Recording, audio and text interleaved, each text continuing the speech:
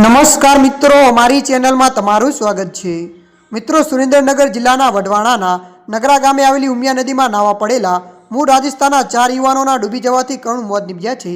સ્થાનિક સોલર પ્લાન્ટમાં કામ કરતા આ 5 મિત્રો મોરબીથી નગરા ખાતે નાવા આવ્યા હતા અને ત્યાંથી સોમનાથ દર્શન કરવા જવાના હતા। મળતી માહિતી અનુસાર આપને જણાવી દઈએ કે જોરાવરનગરના ઇન્ચાર્જ પીએસઆઈ એમ.આર. ગોહિલે જણાવ્યું કે 5 મિત્રોમાંથી એક યુવક નદીના પાળે બેસીને નાહતો હતો, જ્યારે અન્ય 4 યુવાનો ઊંડા પાણીમાં ગરકાવ થઈ ગયા હતા। કિનારે રહેલા યુવકે બૂમાબૂમ કરતા જ સ્થાનિક ગામજનો અને તરવૈયાઓ ઘટનાસ્થળે દોડી આવ્યા હતા અને તરવૈયાઓએ નદીમાં જંપ લગાવીને શોધખોળ હાથ ધરી 4 યુવાનોના મુદ્દે બહાર કાઢ્યા હતા।